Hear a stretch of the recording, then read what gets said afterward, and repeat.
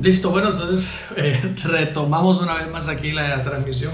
Tuvimos algún detallito con una de las cámaras, pero bueno, gracias a Dios estamos nuevamente aquí en vivo con todos ustedes.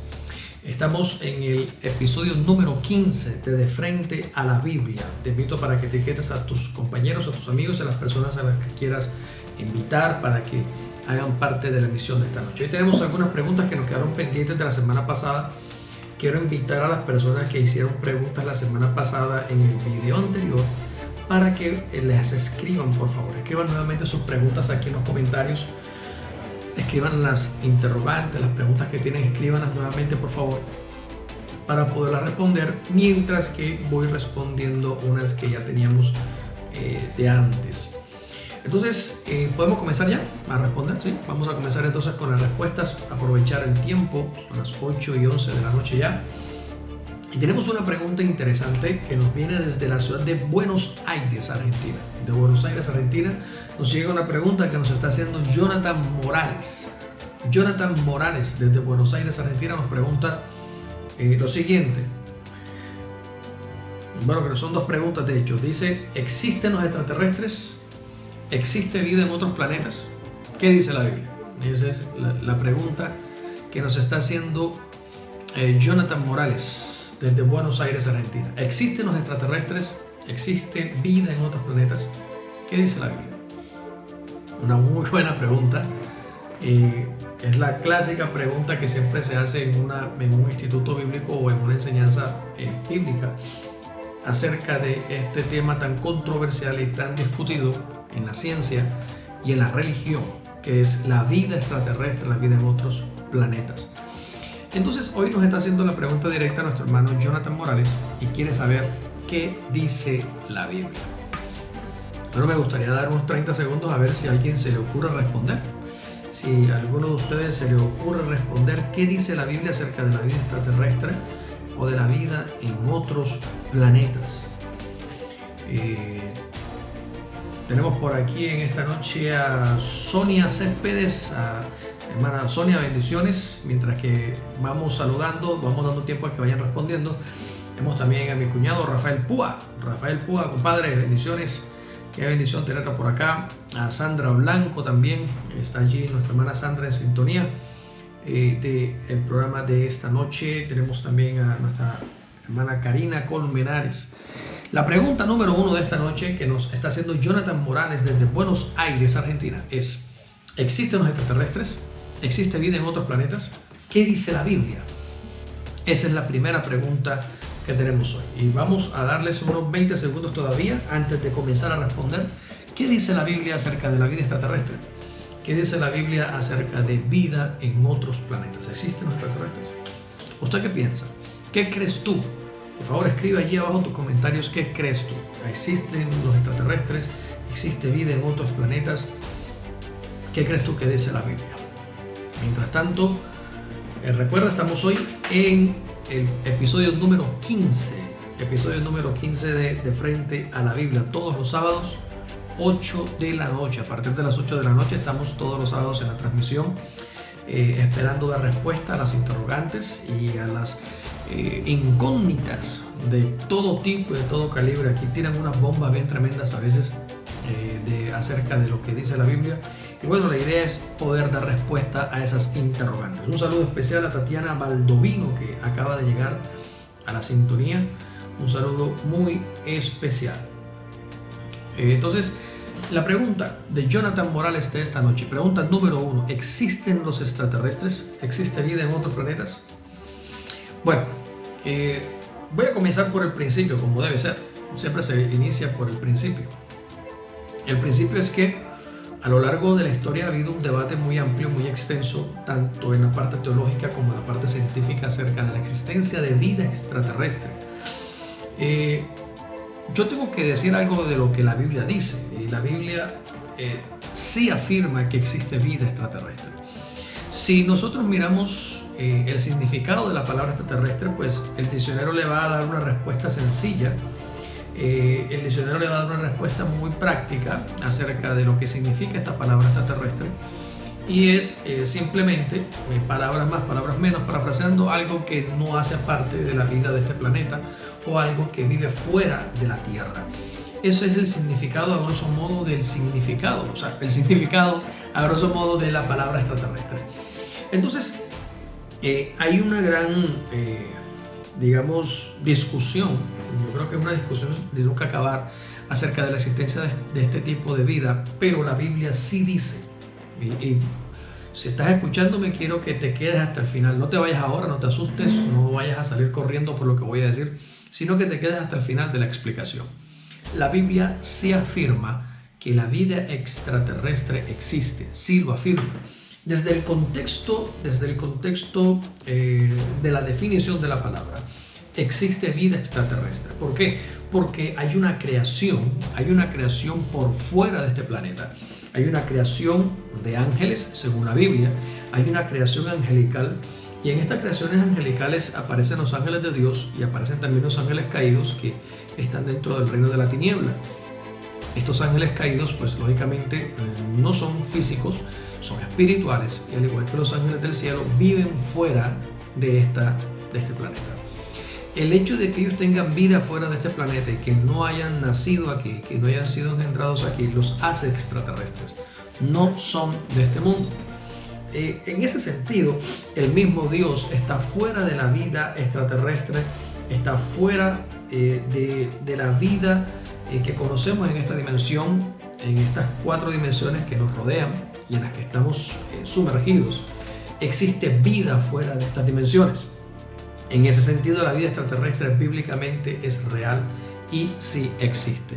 Ahora, desde el punto de vista científico,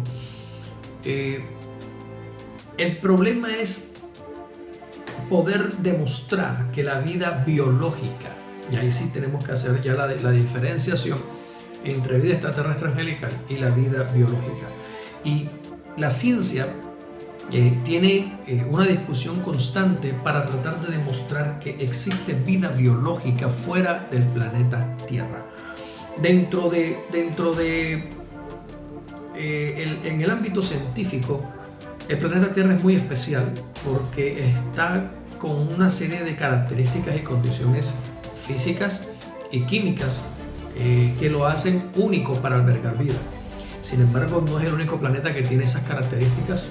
De hecho, hay muchas lunas, hay varias lunas en el sistema solar que tienen las características de la Tierra. Y la vida biológica basada en el carbono, que es la que conocemos aquí en la Tierra, pues no podría prosperar fuera de las condiciones de este planeta. Sin embargo, digo esto para poder complementar lo que voy a explicar de la Biblia. Sin embargo, ya se ha demostrado que la vida biológica existe fuera de la Tierra. Y esto es una realidad, esto no es, digamos, un cuento, no es un mito. Ya está demostrado de que la vida biológica basada en el carbono, como la conocemos nosotros aquí en nuestro planeta, ya se ha demostrado que sí es posible que exista en el espacio exterior.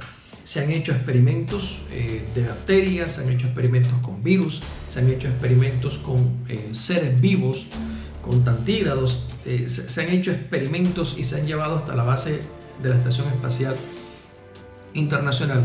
Y después de 2 años de estar expuestos al vacío, al frío del espacio exterior, al estar expuestos a la radiación del sol, estas bacterias, estos virus y estos animales sobreviven y luego los han vuelto a traer a la Tierra y siguen prosperando. De modo que esto lo ha demostrado la ciencia, que la vida no es posible solamente dentro de la atmósfera de nuestro planeta, sino que también es posible en las condiciones del universo, en las condiciones del vacío, del espacio.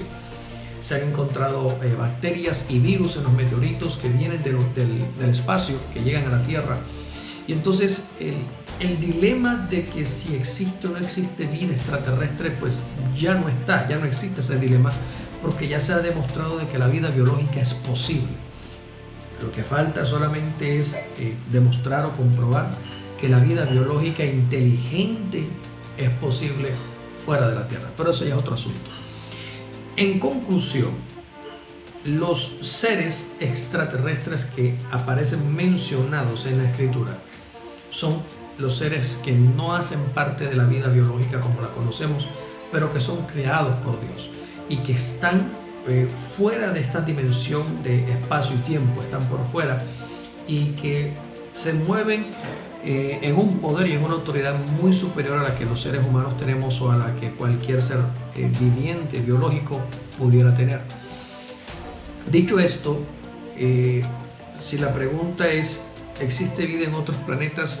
Pues sí, es muy probable que exista vida en otros planetas. Como ya les digo, ya se ha demostrado de que las bacterias y los virus pueden vivir en el universo, pueden vivir en los meteoritos, y estos meteoritos tienen algún origen en algún lugar, tienen que venir. Entonces, la vida fuera del planeta Tierra está demostrada. Lo que no se ha demostrado realmente es que sea vida inteligente. En esta pregunta que nos hace Jonathan Morales, si existe vida extraterrestre, si existe vida en otros planetas, pues me atrevo a decir que sí, por lo que la ciencia ha demostrado. Que la Biblia diga que exista, literalmente solamente habla de ángeles, habla de seres sobrenaturales, espirituales, que fueron creados y viven fuera de esta dimensión, pero no habla literalmente, por lo menos dentro de lo que hemos podido entender de las Escrituras. La Biblia en ningún momento habla de que exista vida inteligente fuera del planeta Tierra. ¿Es imposible? Pues no, no es imposible. Si existiera, la Biblia lo dijera, de pronto sí, de pronto no. Realmente no es relevante si existe vida inteligente fuera de la Tierra o no. Lo importante y la razón por la cual Dios dejó la Escritura es para revelarse Él como nuestro Dios y como nuestro Creador, y poder permitirnos a nosotros conocerle y ser salvos por su gracia, ser salvos por su misericordia. ¿Existe o no existe vida? Yo creo que esto es una pregunta, como les he dicho desde el principio, que ha sido parte de un gran debate y que parece que se ha puesto de moda en estos días con todo lo que está pasando en el planeta Tierra. La Biblia no habla literalmente nada al respecto de vida inteligente, biológica, fuera de este planeta Tierra. Pero sí habla de que hay vida fuera de esta Tierra. Y esa vida, reitero, está definida y está enmarcada en todo el contexto espiritual: ángeles, principados, potestades, gobernantes de la tiniebla. Y de la misma manera, estas jerarquías espirituales existen en el lado del bien, en el reino de los cielos. Entonces, dice la Biblia, reitero la respuesta final: ¿existe vida extraterrestre? Sí, la Biblia dice que sí. ¿La Biblia dice que existe vida biológica? No, no lo dice. ¿Es posible que exista vida biológica inteligente en otros planetas? Sí, claro que es posible. Pero hasta allí llega la Biblia. La Biblia solamente habla de vida extraterrestre en cuanto a la creación angelical, a la creación espiritual. Y bueno, en cuanto también a las personas que fallecen, que mueren y van al paraíso con el Señor, a otra vida. Esa es una vida que es fuera de este mundo, fuera de esta dimensión, es una vida extraterrestre. O los que van al infierno o al Seol a esperar el día del juicio. Eso es una vida que también hace parte, que no hace parte, de esta dimensión terrenal. Así que también la vida después de la muerte puede considerarse una vida extraterrestre, fuera de la tierra. Fuera de este marco que acabo de mencionar, la Biblia no menciona absolutamente nada más al respecto. Bueno, ¿qué piensas tú? ¿Cuál es tu comentario? ¿Cuál es tu opinión al respecto? Te invito para que escribas, que des tu comentario de lo que crees tú que dice la Biblia. ¿Cómo crees tú que la Biblia menciona estos asuntos? ¿Qué piensas o tú qué opinión tienes personal?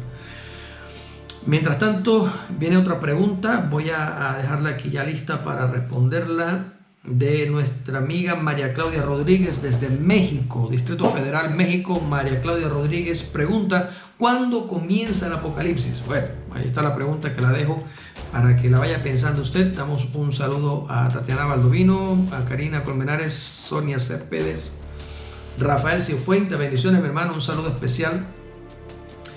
Anamín Núñez también en Bogotá, bendiciones. Qué bueno tenerlos por aquí en esta hora. Aquí Sandra Blanco comenta: depende de lo que se entienda por extraterrestres. Si son seres que no son de la Tierra, pues no sé si lo que describe Ezequiel se cuente como seres extraterrestres. Bueno, sí, lo que estábamos hablando, la visión que tiene el profeta Ezequiel ahí a la orilla del río. Pues sí, cuando ve los 4 seres vivientes se puede entender que es vida fuera de este planeta, vida extraterrestre. Pero reitero, no estamos haciendo referencia y no estamos diciendo en ningún momento que la Biblia hable de vida extraterrestre biológica. Las definiciones que la Biblia ampliamente nos da es de que sí hay vida fuera de este mundo, y dentro de nuestro conocimiento y dentro de nuestra comprensión de la Escritura, toda esta vida hace referencia a vida espiritual, a vida angelical, a una creación que no hace parte del universo físico, está por fuera de esta dimensión. María Claudia Rodríguez nos pregunta desde México, Distrito Federal, ¿cuándo comienza el Apocalipsis? Y nos coloca aquí al ladito las 70 semanas de Daniel. Bueno, vamos a tratar de responder en 5 minutos. Vamos a tratar de dar esta respuesta en 5 minutos. ¿Cuándo comienza el Apocalipsis? Bueno, realmente el Apocalipsis comienza cuando comience. Hay gracias a nuestra hermana María Claudia, que nos hace una alusión a un pasaje bíblico en Daniel capítulo 9. En Daniel capítulo 9, Dios le muestra al profeta un tiempo que él tiene preparado especialmente para tratar con su pueblo Israel. Y desde ese momento del cautiverio, cuando ellos iban a salir libres del cautiverio en Persia, Dios le da al profeta Daniel una revelación y le dice que él ha determinado un periodo profético de 70 semanas. Y este periodo profético de 70 semanas, en el momento que Dios se lo dio a Daniel, lo más probable es que no lo haya entendido, porque si usted puede leer el capítulo 9 de Daniel, al final o durante todo el capítulo 9, Daniel dice en la escritura que él recuerda el tiempo de la liberación que Dios le había prometido al profeta Jeremías. Dios le había dicho a Jeremías que ellos irían cautivos y que cuando se cumplieran 70 años Dios los libertaría. Daniel, revisando la escritura, se da cuenta de que el año 70 se estaba cumpliendo en ese momento, y Daniel se humilla y Daniel se va a orar y se va a ayunar, a pedirle perdón a Dios por los pecados de su pueblo y por los pecados de él. Y mientras que estaba humillado esperando que el Señor le diera la victoria de la liberación, en ese momento Dios le envía un ángel para mostrarle una revelación, y el ángel le da la revelación y le dice que hay 70 semanas determinadas para Israel. Y luego el ángel le explica lo que significa la visión, lo que significa esta revelación. Y el ángel le dice que desde el momento que salga la orden para la reconstrucción de Jerusalén hasta que el templo sea reconstruido completamente, dice el ángel que pasarán 7 semanas. Es decir, que desde el momento en el que el rey diera la orden para reconstruir a Jerusalén y reconstruir el templo, pasarían 7 semanas. Eso es un tiempo bastante corto. Reconstruir una ciudad completa y reconstruir un templo tan gigante en 7 semanas de 24 horas, los días, pues es un tiempo bastante corto. Yo creo que ni la China es capaz de hacer algo tan grande en tan poco tiempo con toda su tecnología, aunque hicieron un hospital en 10 días. Un hospital bien gigante en 10 días, no creo que ni ellos con la tecnología de hoy fueran capaces de hacer esto. Luego el ángel le dice que después de la reconstrucción del templo, de que finalizara la reconstrucción, es decir, cuando se acabaran las 7 semanas, vendrían 62 semanas más hasta el Mesías príncipe. Esas 62 semanas, si seguramente Daniel las asume que son semanas de días, de 24 horas, pues sería un poquito más de un año. El año tiene 52 semanas, sería un año y 2 meses. Hasta allí todo va bien. ¿Qué es lo que sucede? Que cuando efectivamente Daniel es liberado junto con Israel de la esclavitud en Persia, luego viene el tiempo en el que Dios toca al rey Artajerjes y toca a ciertos siervos de él para ir a reconstruir la ciudad. Y desde ese momento en que sale la orden del rey para la reconstrucción hasta el día que se terminó de construir, pasaron exactamente 49 años. 49 años, no fueron 7 semanas. Y entonces, ¿qué pasó? ¿Por qué pasaron 49 años si la profecía decía que eran 7 semanas? Y ahí es donde entra la interpretación real cuando el tiempo pasa, Y es que estas semanas no eran semanas de días, sino semanas de años. Es decir, cada semana tiene 7 años. Por eso, desde el momento de la orden de la reconstrucción hasta que se terminó el trabajo de la reconstrucción, pasaron 49 años y eso es historia. Eso es historia demostrable. Cualquier persona puede verificar que lo que estoy diciendo es cierto. Desde el momento de la orden de la reconstrucción hasta que el trabajo se terminó, transcurrieron exactamente 49 años. Esto sucedió durante el tiempo de Nehemías, el tiempo de Esdras, en donde estos profetas aparecieron para traer la reconstrucción y la restauración de Israel. Luego, cuando esto terminó, pasaron 62 semanas más hasta la manifestación de Cristo, hasta la manifestación de Jesús, pasaron 62 semanas. Otra vez, reitero, fueron 62 semanas de años. Si usted multiplica 62 por 7, le da 434 años, que es el tiempo que está establecido entre el último libro de la Biblia del Viejo Pacto y la manifestación de Jesús en el Nuevo Pacto. Todo este tiempo que transcurre entre, digamos, en la mayoría de nuestras Biblias, entre Malaquías y Mateo, el tiempo que está entre el último capítulo de Malaquías y el primer capítulo de Mateo en cuanto a la historia, fueron 434 años, que equivalen a 62 semanas. Entonces, hasta el Mesías príncipe, hasta su muerte, termina ese tiempo de las 7 más las 62, serían 69 semanas en total. Allí en la muerte de Cristo, el tiempo se detuvo el tiempo, y entonces queda una semana faltante, es la semana 70. Queda una semana faltante que es la que estamos esperando que suceda, y esa semana sucederá como nuestra hermana María Claudia Rodríguez nos pregunta. Esa semana sucederá en el momento en el que el Apocalipsis se desate sobre la tierra. Esta última semana, esta semana 70, es la semana en la que el Apocalipsis va a tomar lugar. Todo lo que usted lee en el libro de Apocalipsis sucederá en esa última semana. De hecho, dice la Escritura que sucederá enfáticamente en un periodo más corto de 3 años y medio. Entonces, ¿cuándo comenzará el Apocalipsis? Pues comenzará cuando comience. ¿Hay alguna señal del principio de este Apocalipsis? Sí, la señal inequívoca del principio de este Apocalipsis es cuando Cristo Jesús venga por su iglesia. A partir del momento en el que la iglesia de Cristo sea tomada, en ese momento se dará inicio a la última semana de angustia, como dice la Escritura, es la angustia de Jacob. Se dará inicio para que el Apocalipsis venga sobre la tierra.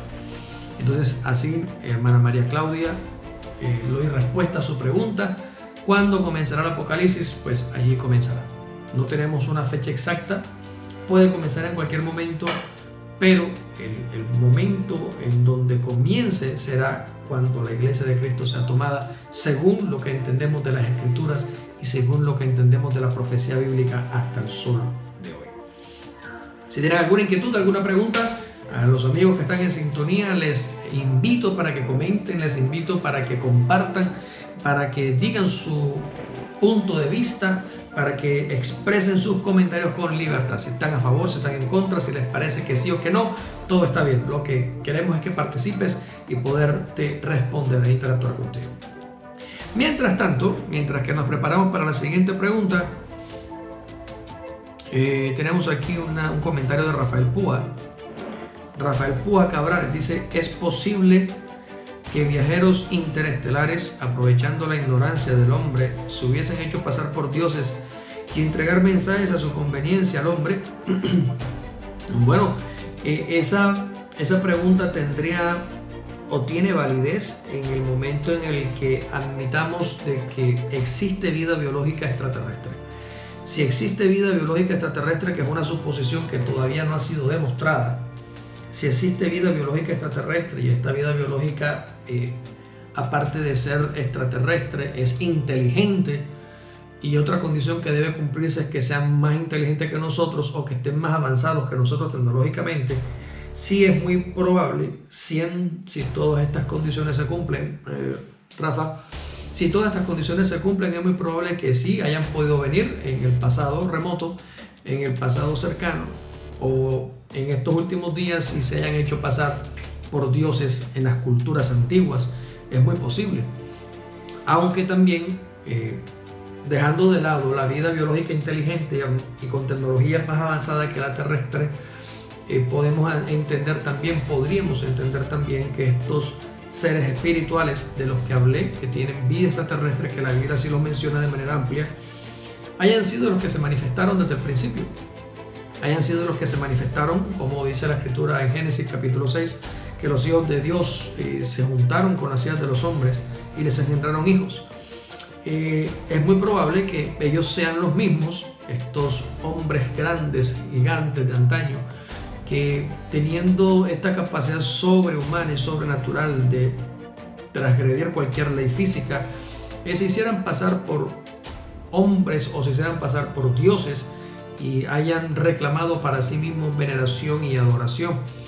Bíblicamente lo que tiene más sentido es que hayan sido estos seres espirituales, bíblicamente hablando, que hayan sido estos ángeles caídos los que desde el principio de la humanidad llegaron para hacerse pasar por dioses o para brindarle al hombre cierto conocimiento de la ciencia para que el hombre pudiera avanzar o para que el hombre pudiera alejarse cada día más de Dios. Recordemos que en Génesis la invitación de la tiniebla, la invitación de Satanás para el hombre fue que conociera la ciencia, que tuviera el conocimiento de la ciencia para que llegara a ser como Dios. Entonces, realmente la invitación es bastante tentadora y es muy ambicioso de parte de cualquier ser humano querer ser como Dios. Y si estos seres de alguna forma entablaron una comunicación y un diálogo directo con la humanidad en el pasado para seducirlos a través de la ciencia y del conocimiento para llegar a ser como Dios o como dioses, pues cobra mucho sentido lo que dice la escritura y no diferiría en lo absoluto con una idea como la que nos estás planteando en tu comentario. Eso es lo que dice la Biblia, es lo que creo que sería lo más viable según el contexto bíblico. Ahora, reitero, que sea vida biológica, extraterrestre e inteligente y más avanzada que la terrestre, pues es una posibilidad remota, pero igual sigue siendo una posibilidad. No podríamos decir lo uno ni lo otro, sino solamente lo que estamos seguros de lo que comprendemos en la Biblia.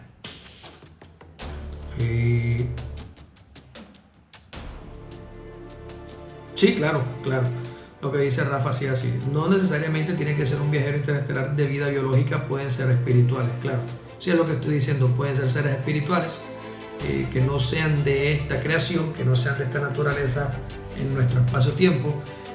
Como ya lo dije al principio en la primera pregunta, en la primera respuesta que se dio, en la Biblia sí los menciona y sí podrían tener esa capacidad de haber venido a la tierra y haberse hecho pasar o haberse manifestado de tal manera que los seres humanos se entendieron que eran dioses y como tales los han adorado y los han venerado hasta el sol de hoy. Bueno, tenemos otra pregunta de José María Insignares desde la ciudad de Barranquilla. José María Insignares de la ciudad de Barranquilla nos pregunta: ¿el rapto de la iglesia será después de la gran tribulación o antes? Todas las preguntas están encaminadas por lo mismo hoy, ¿ven? La gente como que piensa que el mundo se está acabando. Dice, ¿el rapto de la iglesia será después de la gran tribulación o antes? Bueno, ¿usted qué piensa? Déjenme sus respuestas ahí. Invito a todos los que están participando en esta noche, a la iglesia que está participando, le invito para que deje su comentario. ¿Qué piensa usted? ¿El rapto de la iglesia será después o antes de la gran tribulación? Vamos a mirar algunos comentarios que están llegando mientras usted piensa en la respuesta.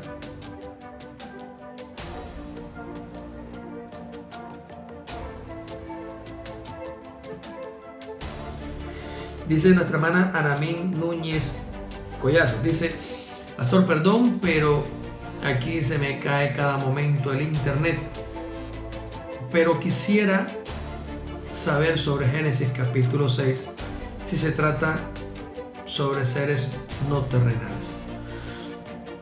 Ok. Vamos a darle la respuesta a nuestra hermana Namín porque viene de la pregunta anterior. No puedo pasar, y ya que yo lo mencioné, entonces tengo que dar respuesta. Hermana Namín, Génesis capítulo 6 habla del cruce de dos razas o de dos tipos de seres. Dice, los hijos de Dios y las hijas de los hombres. Erróneamente muchas personas y muchos maestros bíblicos han enseñado, muchos pastores han enseñado que cuando se refiere a los hijos de Dios se refiere a la descendencia de Adán y Eva por el lado de Set. Recordemos que él es el que reemplaza a, digamos que el que sustituye a Abel después de haber sido asesinado por su hermano Caín, y que las hijas de los hombres son la descendencia de Caín, digamos, las hijas y los nietos y todas las personas que vinieron después por parte de la familia de Caín. Esta aseveración pues realmente no es bíblica en lo absoluto. ¿Por qué? Porque en la escritura, en el lenguaje que se utiliza en los textos bíblicos, cuando se menciona a los hijos de Dios, hacen referencia directamente a los seres angelicales, a los ángeles, y los hijos de los hombres o las hijas de los hombres a los seres humanos. Entonces, este cruce que hubo en Génesis capítulo 6, que dice la Biblia que los hijos de Dios vieron que las hijas de los hombres estaban buenas o eran atractivas, eran sensuales, las vieron sexys, dice que ellos las tomaron como mujeres y les engendraron hijos. Este segundo término que aparece aquí del engendrar hijos es un término muy particular también, porque el verbo que se utiliza en el caso de la concepción humana es eso, el concebir. Se halló encinta y concibió y dio a luz un hijo y tal. Bueno, entonces el verbo que se utiliza para la concepción humana o para cuando un hombre y una mujer tienen relaciones y ella queda embarazada fruto de esa relación es la concepción. La mujer concibe. Pero en Génesis dice que los hijos que tuvieron fueron engendrados. El engendramiento solamente en este término o en este contexto aparece desde una raza superior o de una raza distinta hacia la raza humana. De hecho, cuando Jesús es puesto dentro de María es engendrado, no es concebido. María no concibe a Jesús, sino que Dios engendra en María a su hijo. Entonces, entender que hay un acto de engendramiento y no de concepción, según lo que dice la Biblia, nos da a nosotros las claves profundas y categóricas, irrefutables para comprender de que los seres, los hijos de los hombres que aparecen en Génesis capítulo 6, no eran hijos de Adán y Eva, hijos de Set, sino que eran hijos de Dios en el sentido de su creación angelical. Estos seres eran ángeles. Y por eso dice la escritura que los hijos que tuvieron eran hombres y varones de renombre desde la antigüedad. Y aquí es donde aparece la raza de los gigantes y aparece una raza completamente distinta a la raza humana que hace que toda la especie humana se corrompa. Toda la humanidad se corrompió por este cruce híbrido que hubo genéticamente entre humanos y ángeles. Esto es un tema que, como les he dicho, que en los círculos teológicos más avanzados causa estupor, causa revuelo, negación, que sí, que no es posible. Pero la única razón por la que esto sucede es porque no se conoce la Escritura. Y a partir de allí, hermana Namín, cuando este engendramiento de híbridos que sale entre los ángeles y las humanas comenzó a poblar la tierra, la humanidad entera se corrompió genéticamente. Y no solamente estos engendramientos sucedieron con las mujeres, sino también con los animales. Y entonces en algunos pasajes bíblicos aparecen criaturas que uno solamente las puede ubicar dentro de la mitología griega o dentro de las mitologías nórdicas, como los centauros, como los minotauros, como otros seres que aparecen solamente en las mitologías, como el basilisco, no, porque el basilisco es una serpiente, no, el cruce entre águilas y leones, no recuerdo el nombre, eso tiene un nombre también. Son figuras animales que aparecen solamente en las mitologías, pero que sucedieron también en la corrupción que hubo genética en ese Génesis capítulo 6. Todo el mundo se llenó de híbridos, tanto humanos como animales. Y por eso al final del capítulo dice que Dios miró que se había corrompido toda carne en la tierra. Toda carne en la tierra se había corrompido. Y esa corrupción que hubo de toda carne en la tierra fue la que llevó a Dios a tomar la decisión de acabar con toda la vida que se movía sobre la faz de la tierra y destruirla, porque toda carne, dice, se había corrompido, se había contaminado, se había desconfigurado del plan, del propósito, de la forma o del modelo inicial que Dios había creado. Allí es donde aparece entonces Noé, que dice la escritura que Noé halló gracia y era perfecto en toda su genética.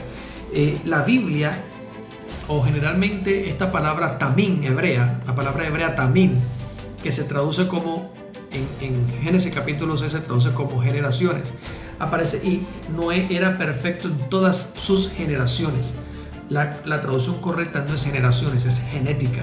Noé fue hallado perfecto en toda su genética. Es decir, entendemos entonces que el linaje de Noé nunca se contaminó y nunca se cruzó con estos híbridos, sino que se mantuvieron completamente humanos.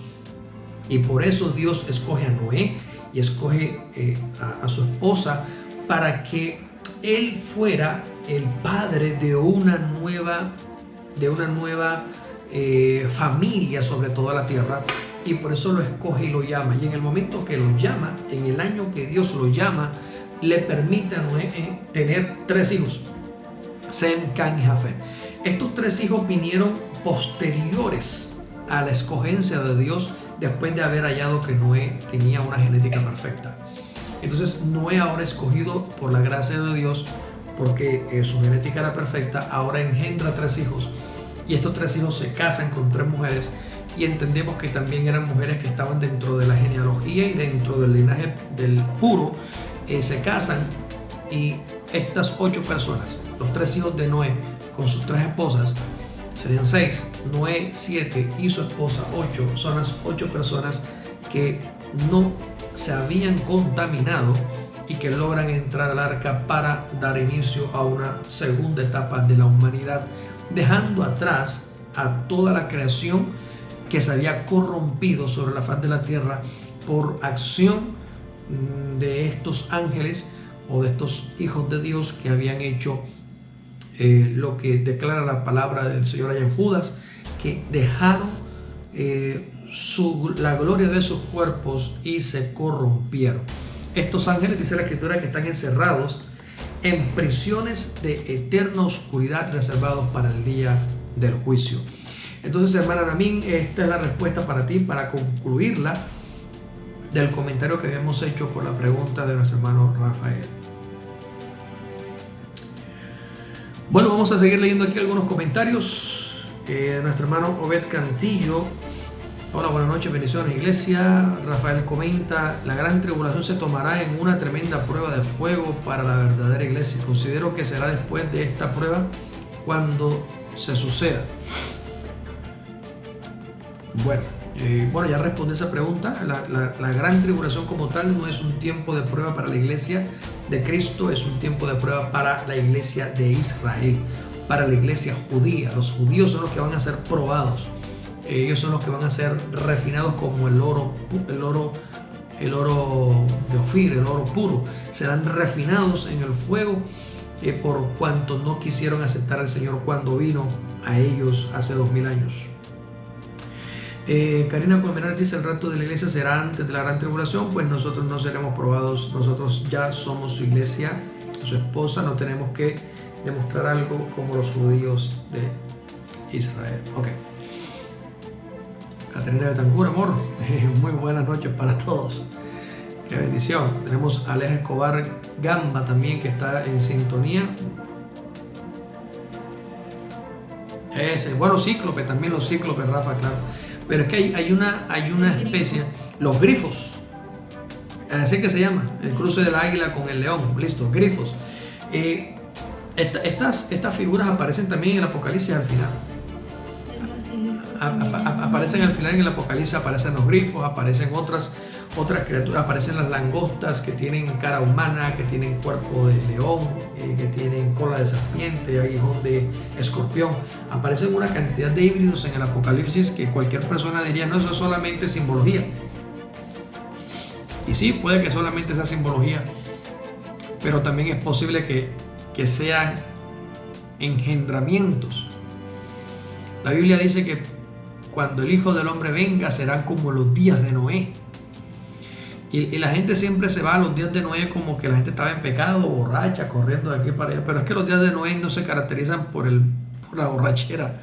Los días de Noé no se caracterizan porque la gente andaba borracha pecando. Los días de Noé se caracterizan porque había corrupción genética en toda la creación. Y cuando la Biblia dice que la venida del Hijo del Hombre será como en los días de Noé, debemos entender cómo eran los días de Noé, y era que había manipulación genética total. Lastimosamente la ciencia nos ha llevado al punto de que hoy se están manipulando genéticamente las plantas, se están manipulando genéticamente los animales. A través de la ciencia se ha desvirtuado realmente y se ha degenerado la genética original. Y esto fue exactamente lo que sucedió en los días de Noé. Esos días de Noé fueron los que trajeron el juicio por causa de que había manipulación genética en el caso de los días de Noé por los hijos de Dios que se habían allegado a las hijas de los hombres. Hoy esa manipulación genética está en manos de los científicos, en manos de los laboratorios que están haciendo híbridos, que están haciendo... Hoy vemos perros, que la gente tiene perros que no existen, ¿sí? Dios no los creó. Y entonces han cruzado genéticamente una especie con otra y han creado especies nuevas. Estos son híbridos, no son animales creados por Dios, son animales creados por la ciencia.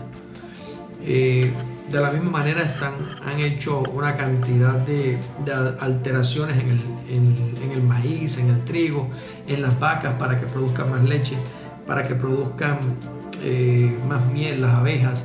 Hay una cantidad de cosas que se están haciendo a nivel genético hoy que están sacando de la naturaleza original a los seres vivientes. Esta manipulación fue la que llevó el juicio en Génesis capítulo 9, que fue el diluvio. Dios decidió acabarlos porque habían cambiado su creación por híbridos que estaban creando en la tierra. Y bueno, eso es lo que estamos viviendo hoy también en este último tiempo. ¿Tenemos otra pregunta? Vamos a ver si tenemos alguna otra pregunta por aquí. Bueno, estamos en el rapto de la iglesia, ¿no? ¿Ya la respondí? No he respondido a la del rapto de la iglesia todavía.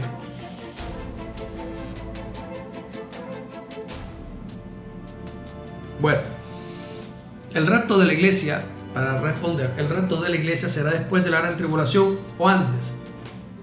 Bueno, el rapto de la iglesia es... para explicar, la gran tribulación es un tiempo de angustia. Dice la Biblia que es el tiempo de la angustia de José. Yo creo que en dos programas anteriores expliqué a qué se refería el tiempo de angustia de José, y que era un tiempo de caos y un tiempo de prueba reservada para Israel. Esto no es reservado para la iglesia gentil, no es reservada para la iglesia no judía, es reservada exclusivamente y únicamente para la iglesia de Israel. Por eso el Apocalipsis comienza dirigido exclusivamente a sus siervos, a los esclavos. Bíblicamente en el Nuevo Pacto los esclavos de Dios o los siervos de Dios son los judíos. La iglesia de Cristo no son sus siervos ni sus esclavos, sino sus amigos. Por eso Jesús le dice a los discípulos, a los apóstoles: ya no les llamaré siervos, porque el siervo no conoce lo que es su Señor, sino que les llamaré mis amigos. Entonces, bíblicamente hay una cantidad de promesas.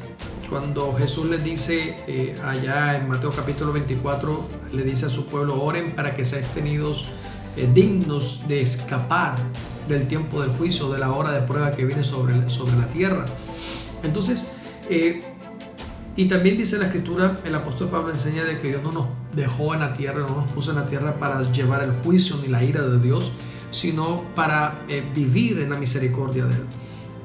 Entonces, la iglesia de Cristo como tal, a nivel corporativo, a nivel general, no va a vivir la gran tribulación. Estamos viviendo sí tiempos de persecución, tiempos difíciles, tiempos en los que sencillamente desde que Jesús vino, Él mismo fue masacrado, Él mismo fue asesinado, y muchos de sus ministros, muchos de sus apóstoles, muchos de sus evangelistas han sido martirizados por causa de la verdad de Cristo hasta el sol de hoy. En muchas naciones, en muchos países, ser cristiano cuesta la vida, y aún así, a pesar de todas las cosas horribles y siniestras que suceden a muchos hermanos nuestros en la fe en el mundo entero, aún así esta no es la gran tribulación. La gran tribulación será un tiempo que dice la Biblia como nunca se ha vivido antes y nunca se vivirá después en la tierra. Entonces, este tiempo de angustia, este tiempo de dificultad, es un tiempo que está reservado exclusivamente para Israel. Como decíamos en la primera pregunta, en la semana 70, es un tiempo de juicio para el mundo y es un tiempo de prueba para Israel. La iglesia no tiene arte ni parte en esto, porque la iglesia ha sido rescatada y ha sido salvada por la fe en Cristo Jesús. Primera de Tesalonicenses, que es la cita que narra o que relata este evento, este acontecimiento del rapto de la iglesia. Primera de Tesalonicenses capítulo 4, versículo 17 dice que el Señor mismo, con voz de mando, voz de arcángel y con trompeta de Dios, descenderá del cielo, y los muertos en Cristo resucitarán primero. Luego nosotros, los que vivimos, los que hayamos quedado, seremos transformados para recibir al Señor en el aire, y así estaremos siempre con el Señor. Esta promesa de transformación, esta promesa de recibir al Señor en el aire, esta promesa de resucitar los que hayan muerto en Cristo, está dada en el contexto de la parusia, de la segunda venida de Cristo. Cuando Él venga y la trompeta final suene, pues los muertos en Cristo resucitarán, y los que estemos vivos, si estamos vivos todavía en ese momento, hemos creído en el Señor, nuestras vidas nuestros cuerpos serán transformados y seremos llevados hasta las nubes, dice la Escritura, para recibir al Señor en el aire. En ese momento nos vamos con Él. La iglesia sale y parte con Él a las nubes para recibirlo. Esto es un evento que sucederá solamente con la iglesia. No tengo tiempo para explicar detalles, pero cuando eso pase, cuando ese momento acontezca, cuando eso ocurra, el tiempo, dice la Biblia, no será más. Se detendrá el tiempo. No sé cómo va a pasar eso, pero el Apocalipsis dice que el tiempo no será más. Y allí es cuando comenzará a suceder todas estas cosas que están profetizadas en el Apocalipsis. Pero la iglesia no estará en la tierra. La iglesia estará con el Señor en el aire durante todo el tiempo que debe estar, hasta que todos los juicios de Dios caigan sobre la tierra y el Señor purifique a su pueblo Israel. Solamente para notar el ejemplo, cuando Dios decidió destruir a Sodoma y Gomorra con fuego, no la destruyó hasta que no sacó a Lot de sus hijas. Ellos estaban allí, estaban en medio, pero alcanzaron misericordia por la intercesión de Abraham, y hasta que ellos no fueron puestos seguros, no cayó el fuego para destruir a Sodoma y Gomorra. De la misma manera, cuando Dios determinó destruir y juzgar al mundo con el diluvio, no lo hizo hasta que Noé no terminó el arca y entró él y su familia. Estos ejemplos son muy dicientes, porque así será la venida del Hijo del Hombre, como en los días de Noé y como en los días de Sodoma y Gomorra. Estos dos acontecimientos están narrando que cuando Él venga a hacer juicio, habrá alguien que Él salve por gracia, que los sacará antes de que el fuego caiga o que venga la inundación. Entonces, colocándolos en términos de juicio y en los términos de destrucción que viene sobre el planeta. La iglesia, en ese contexto, no pasará la gran tribulación. Bueno, ¿alguien más tiene alguna pregunta, alguna inquietud?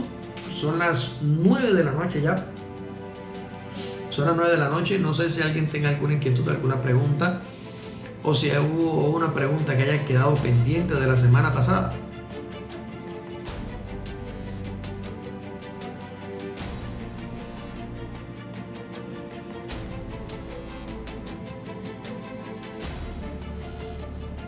Bueno, o sea, aquí el comentario que nos está haciendo Rafael Pua dice: alteración del genoma humano para crear al ser humano perfecto, entre comillas. Sí, eso es lo que la ciencia quiere, darle, lógicamente, según el contexto del concepto de los hombres, crear un ser humano perfecto, más fuerte, más inteligente, más capaz.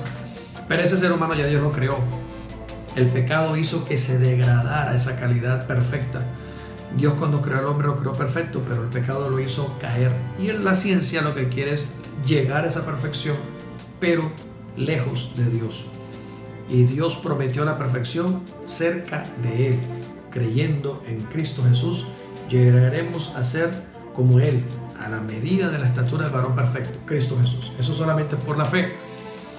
La ciencia quiere alcanzarlo a través de la genética. Y en su afán, lo que está consiguiendo es que se cumplan los días de Noé y venga el juicio sobre esta creación. Bueno, creo que con eso he respondido todas las preguntas de esta noche. ¿Hay alguna pregunta pendiente? ¿No? No hay ninguna pregunta por ahí de la semana pasada. No hay ninguna pregunta pendiente. Vamos a ver si hay alguna pregunta que haya quedado por allí. Alguien que tenga todavía algo que decir, algo que preguntar.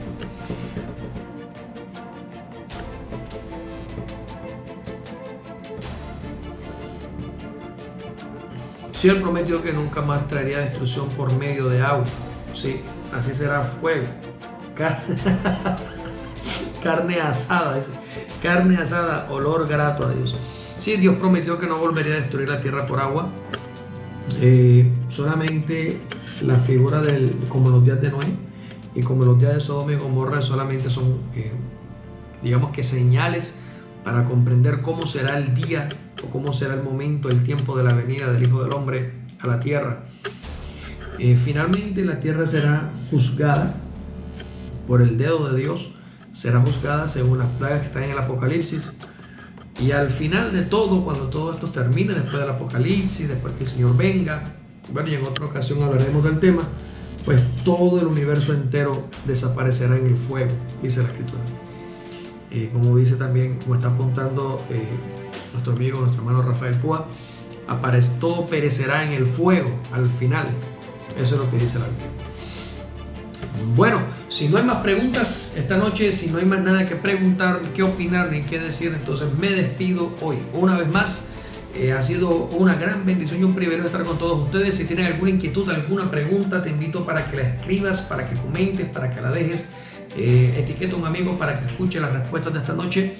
Y voy a escribir aquí abajo de los comentarios, ahorita que terminemos, voy a escribir aquí abajo el canal de YouTube para que tú puedas suscribirte al canal también y puedas mirar todas las preguntas de los 15 episodios que hemos tenido. Ahí están todas las preguntas editadas, una por una. No vas a tener que ver el programa completo, sino solamente mira la pregunta que quieres saber la respuesta, entras, miras el video, comenta, comparte, y que pues esta sea el resto del fin de semana una bendición, y que Dios nos ayude durante este tiempo que nos queda de este virus que está azotando el planeta en todas las naciones. Estemos orando siempre para que Dios nos ayude, nos dé las fuerzas, y espero con la ayuda de Dios el próximo sábado a partir de las 8 de la noche vernos nuevamente aquí en el episodio número 16 de Frente a la Biblia. Un abrazo a todos, bendiciones y chao.